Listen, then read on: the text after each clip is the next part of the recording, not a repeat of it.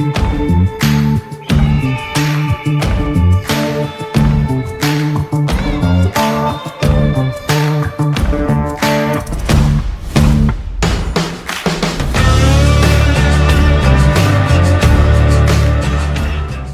you think part of the problem might also be that moms and pops never really vetted their customers?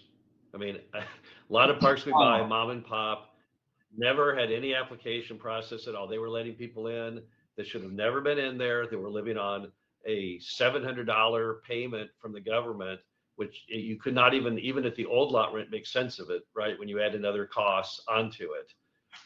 But is that also the reason, perhaps in some cases, as you raise rent to still ridiculously low levels, people will blow out, is because mom and pop created a culture where people needed to be in a social program like Section 8 or something. I mean, we bought parks. We bought a park once where there was a guy living in the park in a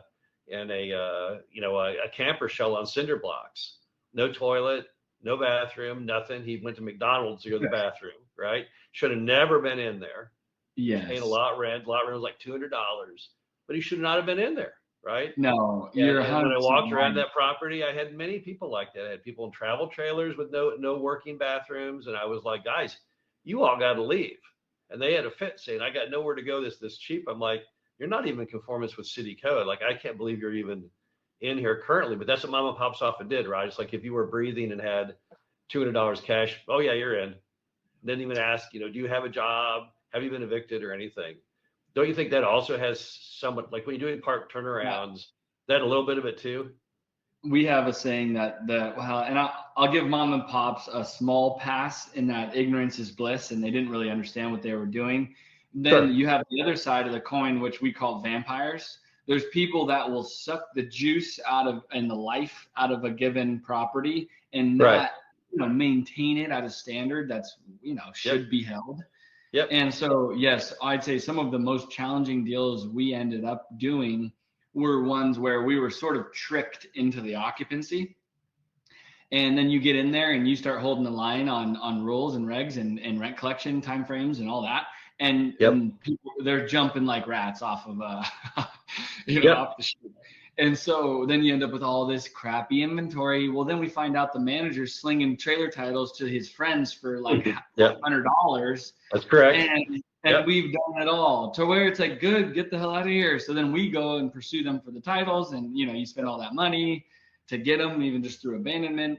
And so, it's an excellent point that if they wouldn't have let the home stock get so far, because they got these low lives, these people that no matter what community you're in, you wouldn't want them as a neighbor. Right.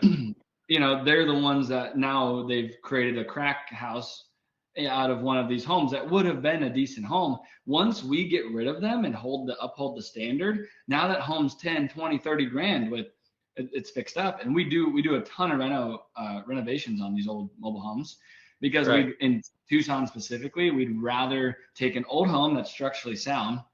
We'll completely rewire it, replumb it, almost rebuild it. We've taken them down to the studs, and we can do that for like 30 to 40 grand max. Right. And our downtime's less, and then we can sell that home all cash for 30 to 40 grand. Versus now, if I floor the new house, I have to get new permits. The set crews are, as you know, good set crews are hard to come by now. That can get sets done timely, get permits and all that. And then your downtime's significantly greater than if you just work on a home for a month or two. Right. And so, and you're increasing the total expense load for the resident if they have to go get a mortgage on a new $60,000-$80,000 house. You're just kind of creating an exponential growth factor on their all in. And so we really now do both. And we kind of did that reluctantly. We didn't want to have to flip.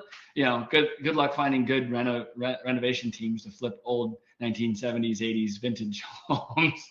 They don't want to do it. And so you end up having to pay a decent price for these little contractor groups to go in and do it. But yeah, it's kind of upsetting when people get in there and then on a separate angle, we've ended up with bad notes where they were predatory notes. And as soon as we do a $50 increase after we've come in and done the initial facelift of the property, the notes all go bad. Right. So we've had it all. Well, let me ask you this. I mean, obviously, if you bought 25 parks, you've done a lot of negotiating, right?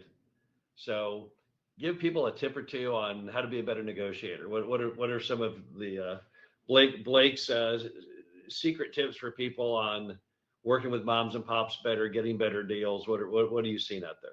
So my favorite method now, versus, there's the old method where you're kind of haggling all on the front end. Right. I like to tie up and get something in escrow and be serious about it, and mean it. I wouldn't waste anybody's time. Go in seriously. If everything you were given was accurate, you at the moment you say, okay, hey, I'm going to take your word for it.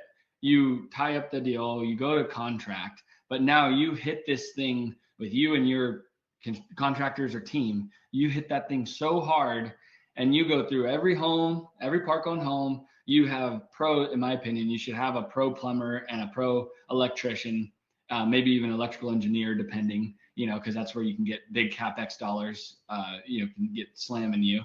And you have everyone go through it as fast and as quickly as you can in the first couple of weeks of like a 30-day due diligence. And I gather all that data, and then I make a call.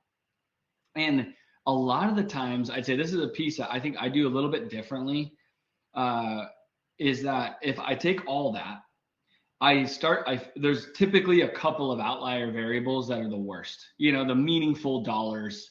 And so if it's a $20,000 item, I'm going to say it's a $10 million asset, just to give perspective. If it's a $20,000 item, I'm focused on the $200,000 item. And so I'm not going to nitpick. All right. If you're enjoying this content, hit the subscribe button and turn on notifications, and check out the description below for our websites listed. Thanks a lot for joining.